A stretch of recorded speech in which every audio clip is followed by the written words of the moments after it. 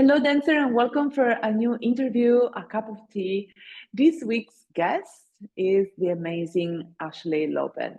Ashley has been dancing and teaching worldwide for over 20 years, and she's also a fitness expert, opera singer, and a new mama. So we talked about so many interesting and valuable topics. She shared her journey into dance, how belly dance came in her life, and her definition of what are the key elements of fusion and what she sees ahead. And she shared a very interesting tip for all of us in the fusion community to bring our dance forward and to bring joy back again to dance.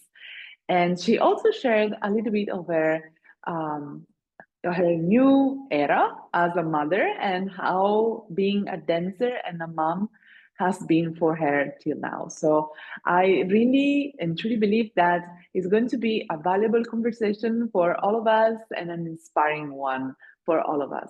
Enjoy. Here we go. All right. Hello, Ashley, and thank you so much for being here. My pleasure. Thank you for having me. Very excited to talk to a dancer. Haven't done that in a minute as far as like a one-on-one, so that's kind of nice. Yeah, right. So I am so glad for this interview, and I think we will share a lot of inspiration and a lot of also valuable maybe tips that you might have from your journey. And I want to start right from the very beginning of your journey. So this is a question I often ask to my guests. How dance happened in your life? Because sometimes it's we going to a dance class, or maybe it's dance happening somehow, and maybe specifically belly dance. If you want to tell us your story. Yeah, that's an interesting one. I like to say that dance happened kind of by accident. Um, I was in school for music as an opera singer, and I had a roommate who got into belly dance at our university gym. So we had, a physical fitness center. I was also at that time starting to get into teaching fitness. So I actually worked at the gym as a fitness instructor. I taught cycling and a few other things. And my friend kept coming home from her dance classes going, "You need to try this. This is great." And I thought, belly dance. First of all, I have no time. No way. Second of all, like weird. Like and the other thing is I always enjoyed performing, and I've been singing and kind of doing little acting things since I was a little kid. And I failed at dance completely. Like I did a couple little things as a kid as a dancer, and I could not remember the movements. I would go the wrong direction. I was uncoordinated. Plus it was kind of, I wasn't a very girly like kid. I was really into dinosaurs, and um I set a lot of fires in the backyard. Like I was in the dirt. I was like trucks were really cool. I really looked up to my brother-in-law because he was like a rock crawler, like a four-wheeler, and I always wanted to do stuff like that. So the whole concept of like girly dance was not a thing for me as a kid. And then I got into classical music and I became hyper focused and very, very serious about becoming a classical singer. And so, yeah, I was like, no time, not going to do that. And then what ended up happening was she ended up giving me, I guess because I'm a performer, a lot of people give me their like whatever costume things they have that they don't want anymore. So she ended up giving me her finger symbols. She ended up giving me her coin belts. And, you know, she moved on to like go to graduate school and quit dancing. Well, by my senior year, I was actually able to graduate early. I had taken almost like too many courses because again, I was like really serious about it. And I originally was afraid I wouldn't graduate on time. So I overdid it. And then I had way too much time on my hands because they said, please don't graduate early. We will give you a full scholarship. And please just take your time to do your recital and finish up. So I was sitting around with more time on my hands. And so I was like, well, this might be fun. I already work here. It like happens like right after my class. I'll just give it a try. I popped in and it was a lot of fun. I was a bit more open-minded after a few years of like considering it, but it was really fun. And furthermore, I felt like I was not horrible at it. Like I also, even as a fitness instructor, I did not want to teach aerobics because you would have to remember combos. Yeah, So of I was course. like, well, I can sit on a bicycle and yell at people. I can do that. I can put a playlist together. Like I can do that. And so I taught like the yoga, the Pilates, the you know, cycling, the weightlifting things where you didn't have to remember dance combinations.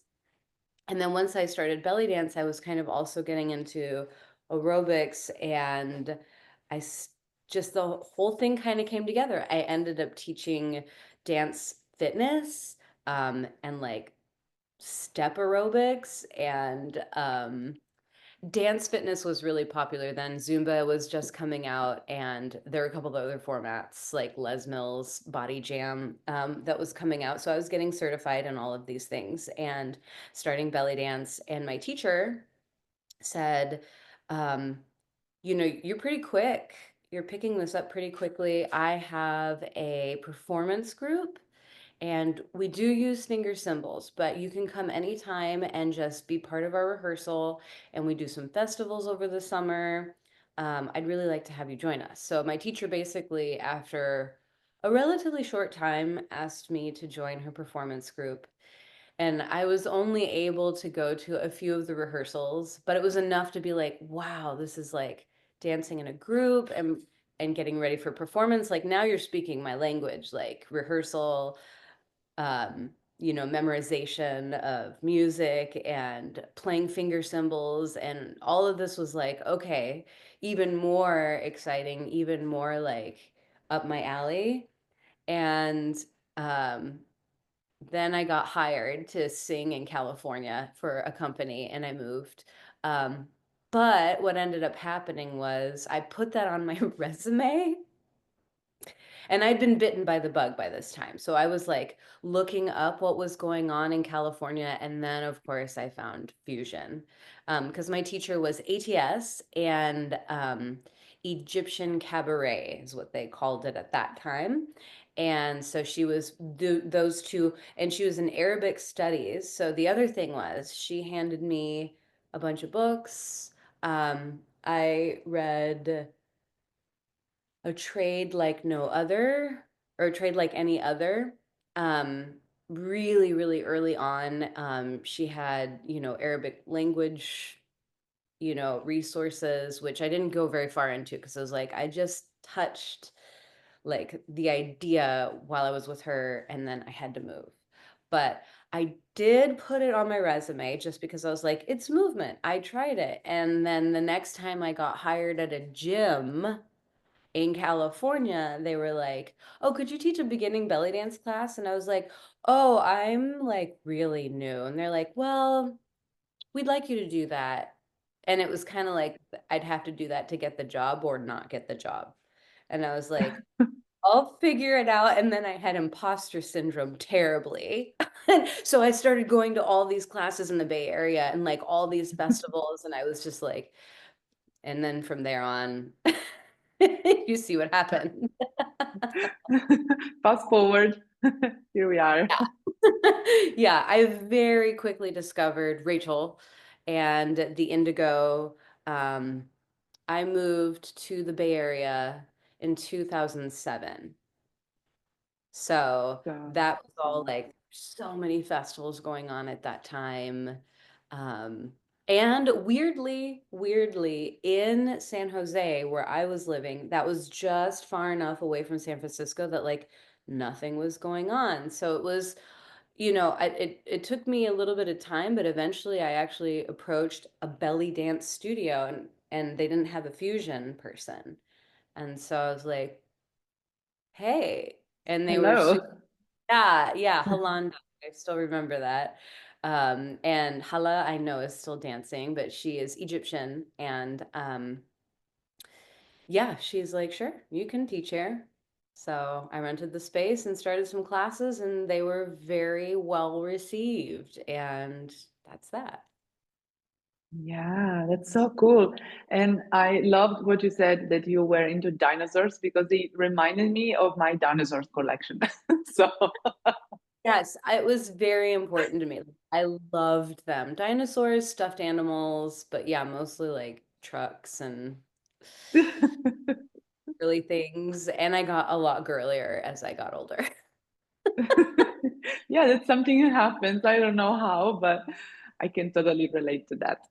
Yeah, yeah. I was kind of like the son my father never had too. So he was always taking me like fishing and camping and yeah. So yeah. Yeah, yeah, so cool, so cool. And I loved that you said you were like bad at dance, but then somehow maybe through belly dance, I don't know, maybe there was like a shift, and you're also very passionate about studying. I see you like a geek friend of mine, so I am also a geek. I'm like obsessed with what I love.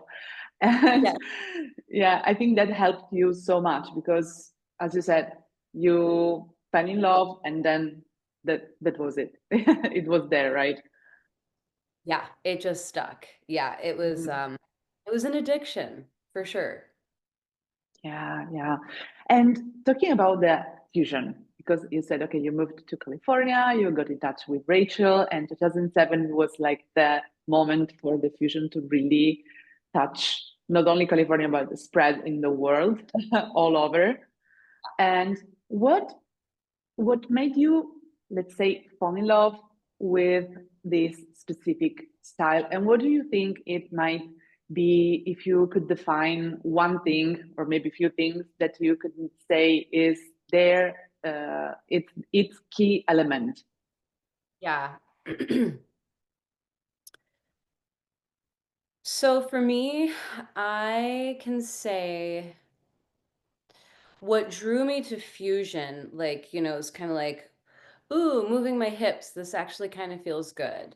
Like I was not, so my father's from Central America. My mother is very American. I did not really relate very well to other styles of belly dance because they were from other parts of the world that I didn't really relate to. Not that it was bad, but simply, like my teacher was in Arabic studies, and I think that she had some lineage in that direction. Um, and I thought that was fascinating, just like I thought like the gamelan ensemble, which is, different than Western music when I was in college. Like I thought that was interesting, but it didn't like pull me. What pulled me was really the San Francisco culture that was so, and I mean it's not just San Francisco, but at that time it was pretty darn San Francisco. Like a lot of those dancers were living in San Francisco, and Zoe is still in the Bay Area, but Sharon, Rachel, Marty, all those dancers were like living there and making art. And I grew up in San Jose. My father grew up in San Francisco, even though he's from Central America. He came to San Francisco when he was very young. So that was my culture. And furthermore, there was the music that people were using. which was and is kind of all over the place. Like there's no real boundaries necessarily. And I loved that because I am a classical musician at heart. I love classical music. And the fact that I could be like, so this whole fusion thing, like I can take what's part of my world that I mean, I was at that point when I was really getting into belly dance, I was also auditioning constantly as a singer, trying to get jobs. I was looking at graduate school and I was looking at the top graduate schools in the country, including Juilliard and Eastman and Indiana University. I did get a call back from Indiana University. And so, I was in to classical music and I was like, so like people are mixing stuff and like I could like bring in what I know and like that would be cool and celebrated. And of course, the aesthetic. The aesthetic got me big time. And I was a bit of a rebellious teenager and like early, I was kind of like, I got a bit more conservative, I guess, as I like started to go to college, but I was black hair, black nails, like all the eye makeup. I would like, you know, uh, black clothes, pierced everything. Um, and I loved their aesthetic, those girls from San Francisco. And I also related to that because again, it was something that in even middle school and high school, I was like, you know, grunge and Kurt Cobain, and then it became kind of like I don't know. I went through several phases, but one of the phases that I was currently in as well was electronic music because I met my husband um, basically as one of the first people literally that I talked to when I moved to college. And I was 17 when I moved to college. And my mom was setting me up in my dormitory and we stopped to have lunch, and it was my future husband who served us lunch and gave me a job application, which I did not, I don't believe, ask for. It just kind of appeared at the table. So So cool. yeah, and we've been together in January, it'll be I think 23 years. So Wow. yeah, so he was a DJ and he was Hmm. all about electronic music. And at that point in time, again, in the early mid 2000s, house parties, you know, Big uh, time. and always getting in trouble. Like oh my gosh, the cops came and we got a fine one time, a horrible fine, and he went to court and got it dropped. But yeah, we would throw these parties. There were like multiple DJs, and I didn't mean to get into like electronic music, but he was. And so just kind of like in fact, the first time that he invited me over to his house before we were dating, he introduced me to he started playing some records, and it was probably drum and bass or techno, and I flat out told him that was not music.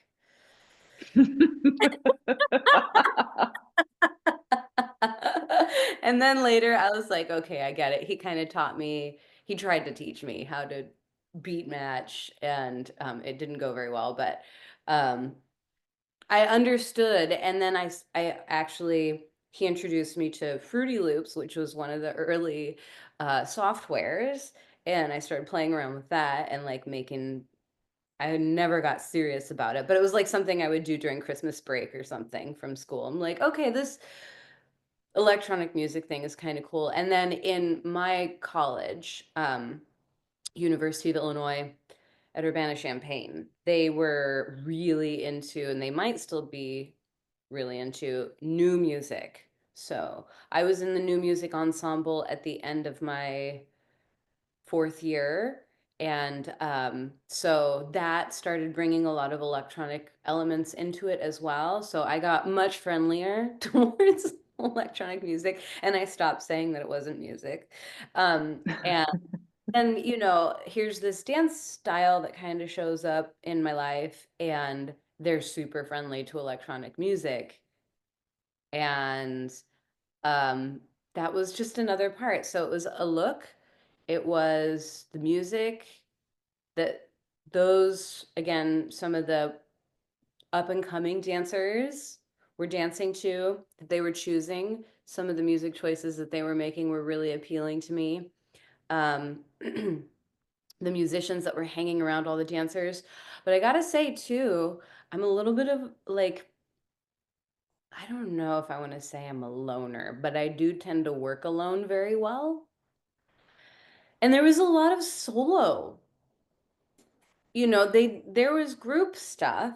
And the Indigo was doing kind of theatrical group stuff, which I was super into, because then they were like bringing elements of comedy and story.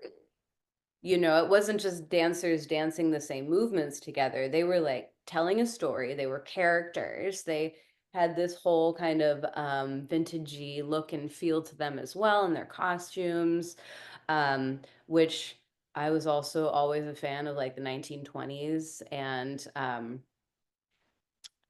yeah, so they were kind of doing theatrical things, but also there was like, you could be a soloist. And I ended up dancing in a lot of groups later and choreographing for groups, and oh, I love it. Um, but the fact that I could work as a soloist was also very appealing. So, what is it that makes fusion?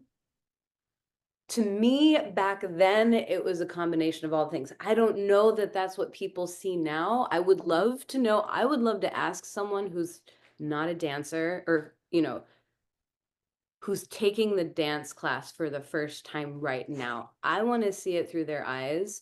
I want to know what they see, because I have no idea at this point. That was like, at that moment in time, it was like electronic music cool, fusion of any kind of music cool, the San Francisco piercings and tattoos and, dark clothes, but also this like 1920s glamour was cool as well. Theatricality was very cool. And that all appealed to me. But I don't know that that's what people see now. So, Yeah, totally. because it's changed, So you know, much. and Yeah. it will constantly change, but which is different. It's different than like Egyptian cabaret that still has like, my friends, actually, that's probably more what I've done recently, because I've done a lot of restaurant work, and then I'm working with a company that is an hour and a half away from me, but that's really the closest thing. And so I've worked a lot since I've moved with those dancers, and they're very much like, we do restaurants, we do private parties. It is much more like that style. And that style hasn't changed all that much, but I feel like fusion maybe has, and I'm not even sure in what direction. Yeah, definitely. Yeah, of Yeah. course, maybe there are shifts in the Rakshaki world as well, but I can definitely see what you're saying and feel what you're saying. Like, I can see that too. Like the fusion from the 2007 to like to now, it's like, wow, such an umbrella term for so many different expressions. So Yeah. yeah. Yeah. And what I Yeah. love to say that is, when people ask me, what do you do? I would love to say, okay, I'm gonna dance and you tell me. Yes, actually. That's that's exactly it. Yeah. Yeah. And Yeah, for my from fresh perspective. yeah. Yeah. Yeah, I would love to just get a bunch of people to like see it for the first time and ask them what they think it is. I don't know. Yeah, totally. I can totally relate to this. Ah, Yeah. And um, you said, okay, and this is like something I admire of you so much. You, of course, you have these two souls, like the opera singer, like into studies and classical, and then this fusion artist, like, and you are so passionate and so like into fitness, like done properly, boom, boom, boom, boom, boom, and then also this like artistic not like set, but more flowing. No, you have these two souls, and what I see from what you share and what I see from your life is that you have a very strong structure in your practice and your time management. I really admire that of you. And my next question is going to be, since we are both dance mamas, newly dance mamas, how how has been so far? How old is your baby boy now? he is 8 months. Oh my God. So super fresh. So been how has been this journey so far, uh, dancing wise, your dancing mama life, and in your practice, performance, and planning? How is it going from your perspective? Well, I kind of, that's a really good question. Let me think on that. So I have been absolutely just astounded at what bodies are capable of. So um, I gave birth without, at home, in a tub, in a birth pool, um, with a midwife, no drugs for pain. And I had no idea what this would look like. And the thing is, the part of me that does like practice and plan and manage time and study and like with classical, there's an ABC. Like you can be creative, but there's like you follow the rules. At least until you can be well educated enough or well respected enough to break them. But like you follow the rules. So that was me with my life planning pretty much. And children are unpredictable. They make your life extremely unpredictable because I think, first of all, I was not around babies ever. Hmm. I don't think I had ever changed anyone's diaper before. Me neither. So Yeah, like I was also like the kid where people were like, it's cool. Like I always said I wouldn't have them. I wasn't interested. And people just did not like hold me responsible for like their kids. So um I was really not sure how this would go physically or in terms of time. And I it's a dance. It's a dance, right? So I was very fortunate. I also worked really hard to have a very smooth birth, even though I was 40 when I gave birth. I'm 41 now. And that is really late to start. And bodies are very set in their ways. So we weren't sure what would go wrong. You know, we had, of course, the hospital as a plan B. Um, so then I wasn't sure what recovery would look like. And so I basically took dance. Like my last performance was on my friend Nikki asked me to dance a burlesque show and sing and do contortion. And that was Valentine's Day last year, February 14th, and I had him on March 23rd. So just a little, over a month later. And so I was very late into my pregnancy, and that was like my last performance. Then I didn't perform until my birthday, which is all very interesting. It's kind of like full circle. No, that's not true. I performed 2 weeks before my birthday with my friend Neff's group, and we did a halftime show at a soccer game, I think. Anyway, Yeah, I think I saw that video of yeah, you. yeah, big group piece. It was great. It was a great thing to like come back from having a child and go back into performance because like big group, I don't have to be a soloist, I don't have to do contortion. Like it's a little bit of sword on my head and pretty pretty easy combos to remember. Like it was great. And then I performed for my birthday, which was two 20-minute sets, which felt like a lot, Wow. like Yeah. a kind of a restaurant thing, but it was in a theater, so it was like I had to pull out all the stops and um just getting back into the body, and I studied it and I've created programs for it now. Basically the Restore Your Core class series that I did was for me partially. I was a Yeah. little ahead of that in terms of my recovery, but I was still recovering when I shot that class. And so um, I have just had to be I've had to let go of the planning me a lot, and I've had to lean into letting go.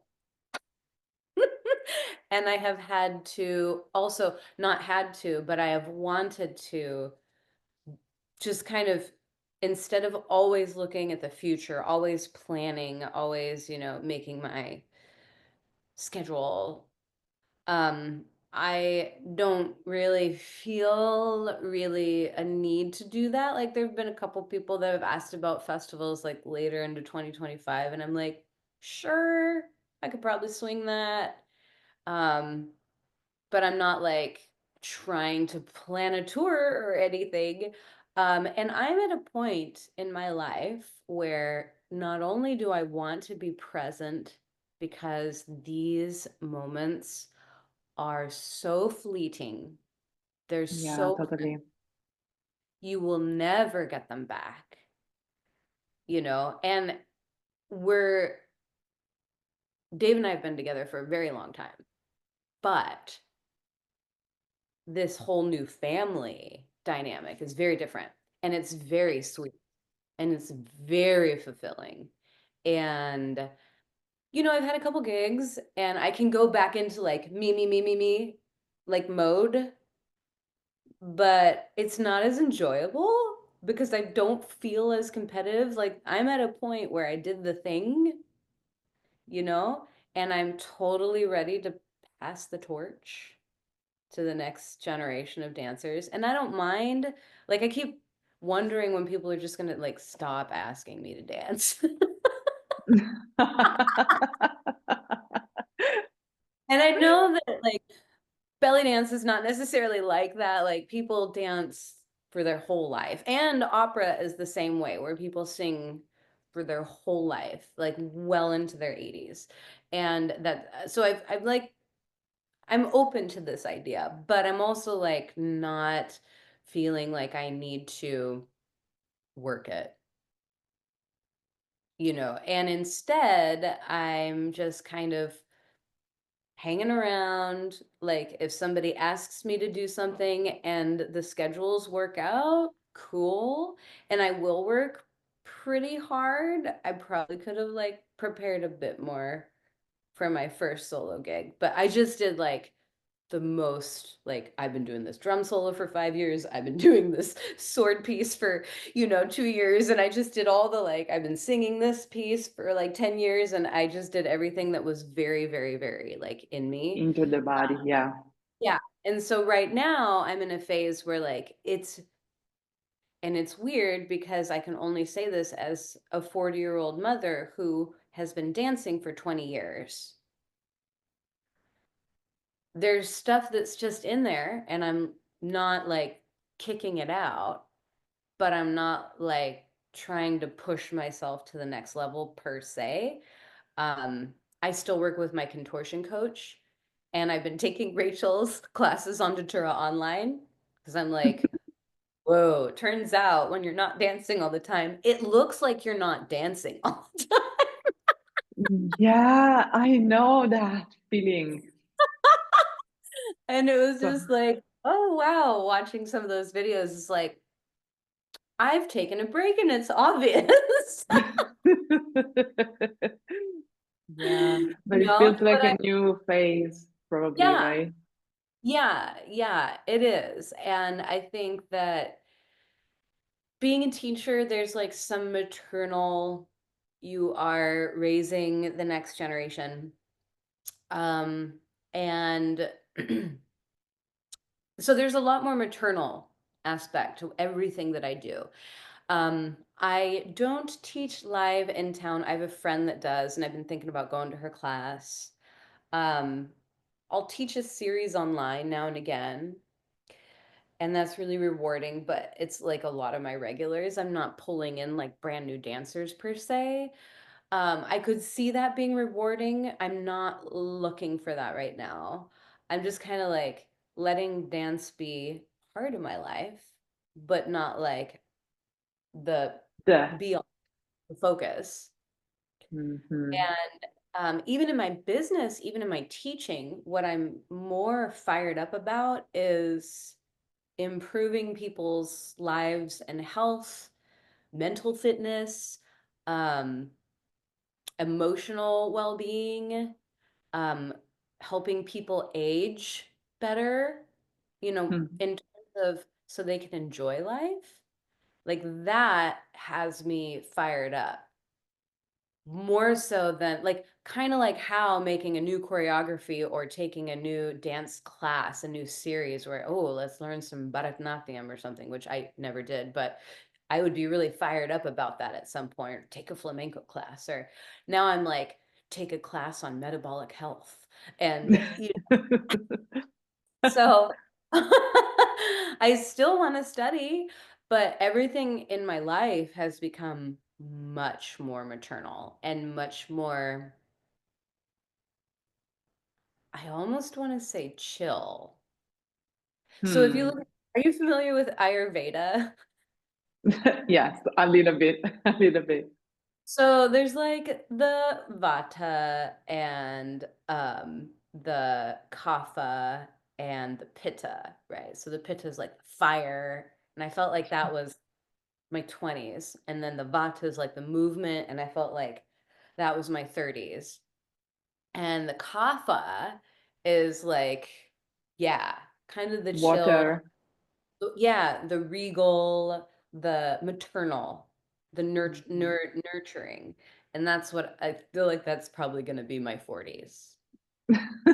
Cool. Like I'm the same person, but there's been different phases. And I was extremely competitive in my 20s and auditioning all the time and becoming a dancer. And in my 30s, I was like, just move, traveling, making dances, going from one gym to the other, and now I'm like, I could just sit in my studio and transmit classes all day long.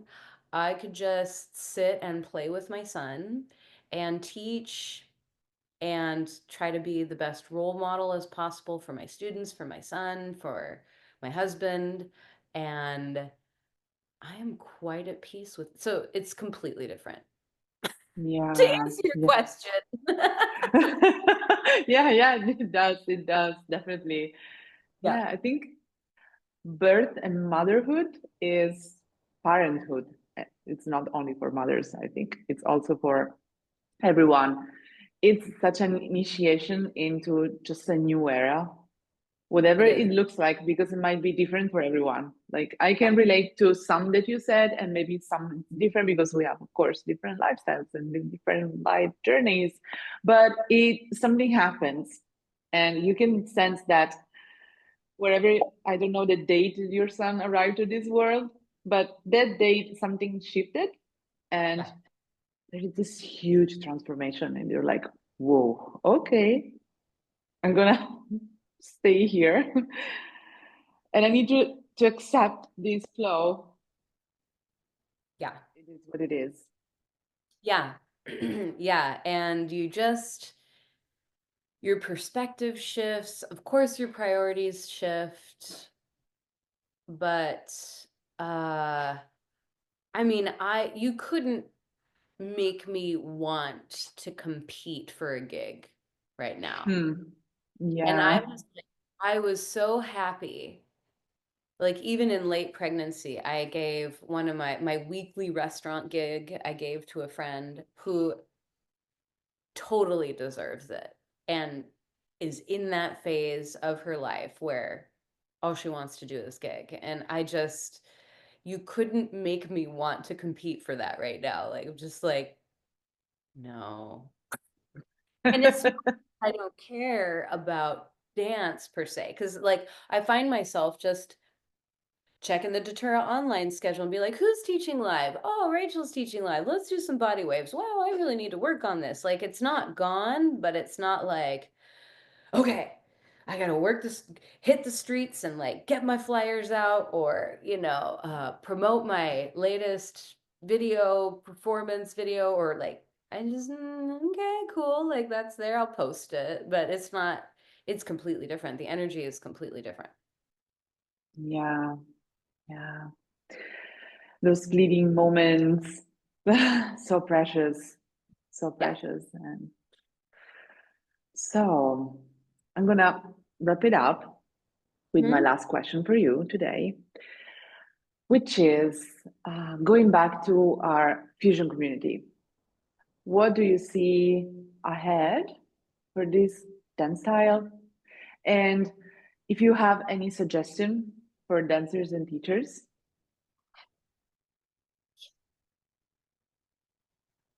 This has been such an interesting dance style.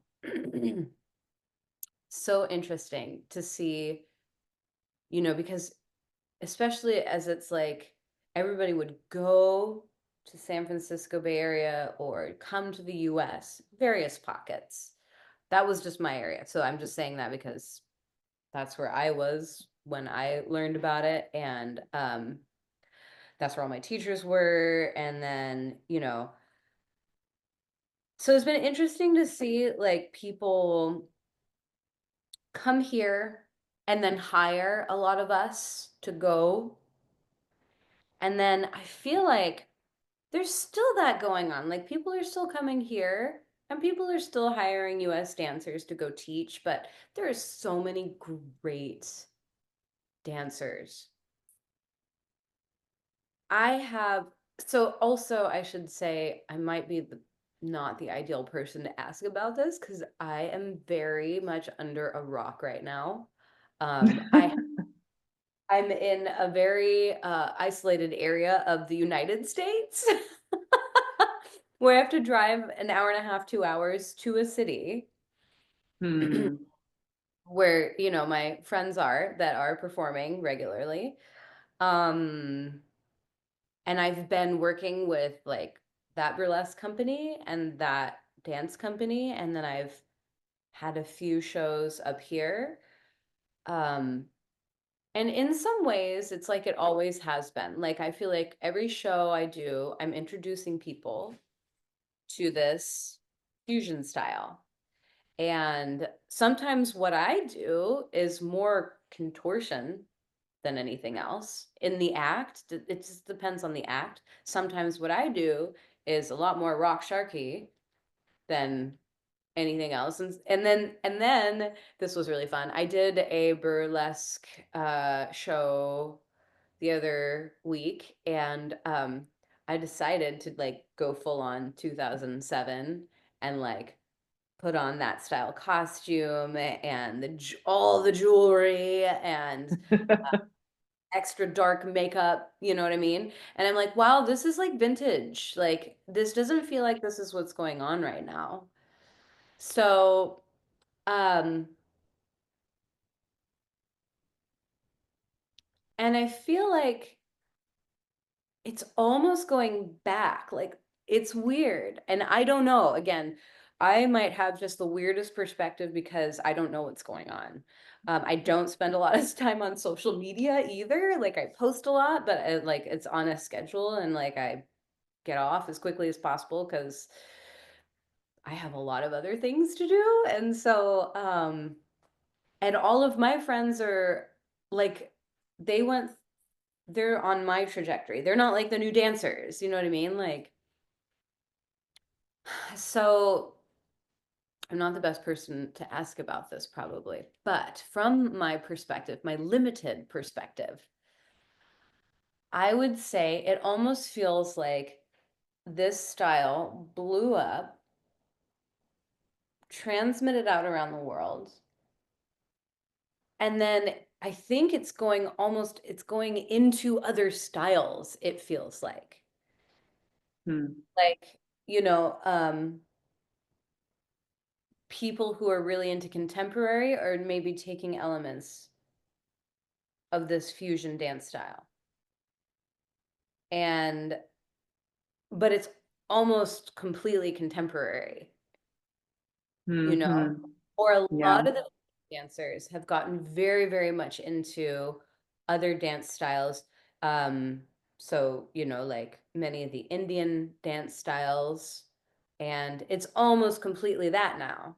So I don't know if the dancers are going into other like things and just staying there and they have an element of this, or if we're going to have another like, and I think it'll take, again, I'm not that generation, so I'm not being held responsible for this, but I think it would take for this style to like come back the way it was in terms of popularity and like people being in awe of it. I think there would need to be either an individual or a group that was like seriously just kicking ass.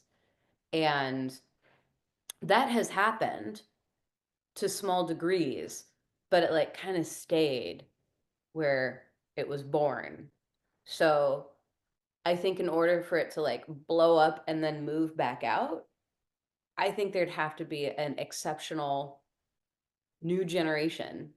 And it's up to the Hmm. new, I don't think it's up to me, and I don't think it's up, honestly, to my teachers. I think that whatever happens next is absolutely like the next generation's responsibility. Yeah. We're teaching Yeah. what we got good at and what we created. And I say we, but I really don't feel like I'm not even the original generation. Hmm. So, um, and as far as advice is concerned, I think the thing that is most important is joy. And I don't see a lot of that. Hmm. I think that people have got and play, joy and play. And I think that's how this dance style was created because people were just partying, playing, they were being really creative and really free. And we are creative and we are innovative when we're relaxed. Hmm. And they show this in psychology, people come up with ideas when they're doing kind of like boring stuff or when they're partying, you know? Like think of those drug fueled music sessions. You know what I mean? Like they're up till 2 o'clock in the morning and they're creating stuff and then they pass out, wake up the next morning and was like, whoa, what did I make? So there's an energy of youth that again is no longer my responsibility.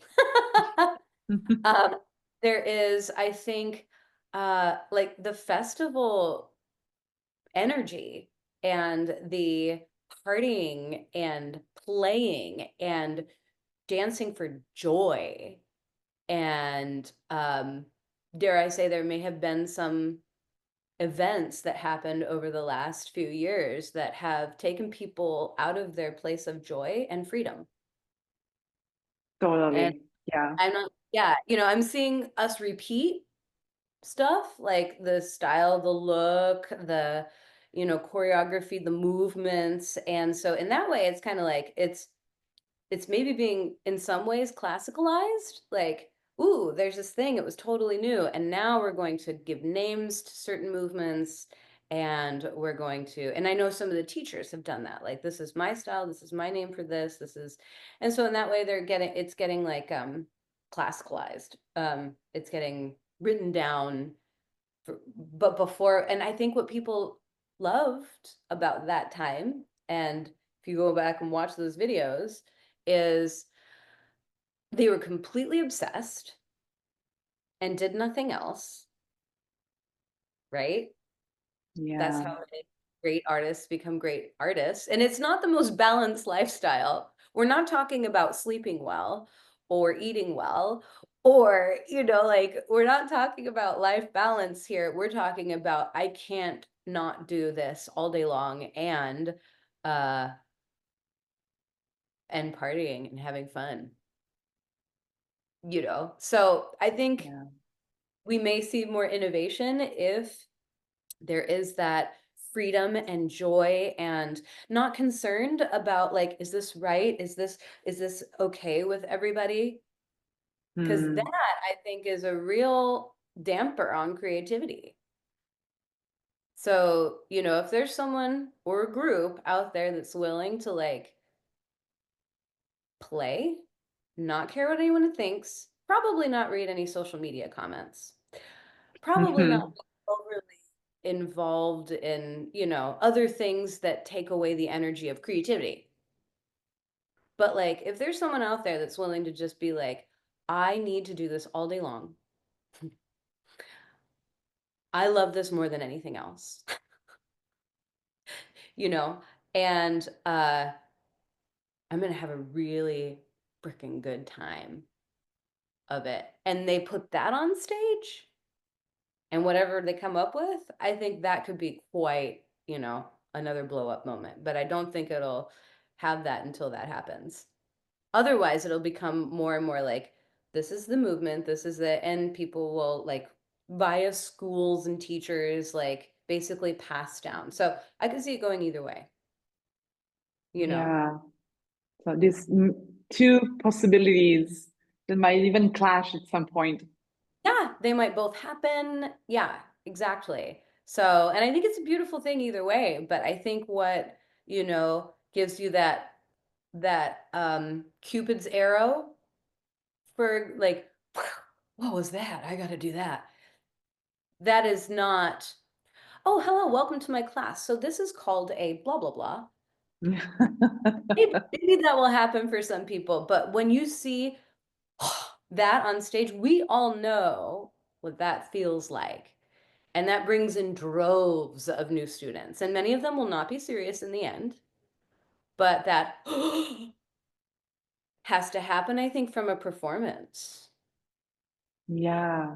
And we've got Yeah. the energy, so it could happen Hmm. on a large I, scale.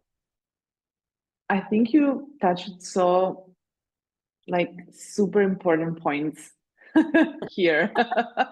And what you said about the creative mind that really happens when we are in a relaxed mood. And I, I think I read something about babies and toddlers as well. Like they learn better if they are relaxed. So there's no reason to push them when they are not relaxed into learning anything. And I think for adults, it's kind of the same. So Oh, totally, yeah. right? Yeah. So yeah, to bring back that joy and to bring that playfulness, because as you Play. said, we went, yeah, we went as a collective through so much, and we are going through so much, and I think that like dim our life down so heavily. Yeah. So and it's Yeah. not easy at all. So Oh, no, definitely not. Definitely not, yeah. But to Yeah. have that in mind to okay, I want to deepen my light up again. And I want to do that playfully, and I want to do that with joy. I think it's such a good, beautiful standing point for everyone in the community. So thank you for sharing that. Yeah, yeah, absolutely. I don't know where it came from, but hopefully it's Inspiration and helpful. creativity. You're probably very relaxed, so I that am. happened. I am. It's actually that is another thing about motherhood that has been totally bizarre to me. I did not expect, but um, it has brought out my ultimate chill and my ultimate like, yeah, like I'm on this. I don't know. Maybe it's the seasons changing because I kind of get a little bit more relaxed on the holidays too. But yeah, I'm just like, whatever, cool. Words from the Mama Hermit chill. Yeah, that's right. Yeah. Yeah, so thank you so much, Ashley. I think you shared a lot of true inspiration, and in all of your phases, in your pitta or vata or kapha, in your like super competitive dancer, and in your chill motherhood, you're still an inspiration for all of us. Oh, thank you. I'm honored as always and just here to, I don't know, help people be happier, really. That's kind of my mission. Thank you again. Thank you so much. Thank you. Thank you so much. I hope you found inspiration for your dance journey. If you would love to see more videos about these topics, about soulful and creative fusion belly dance, I invite you to subscribe to my YouTube channel because every week I share more and more videos with you. So I'll see you next week, and I'm sending love to you.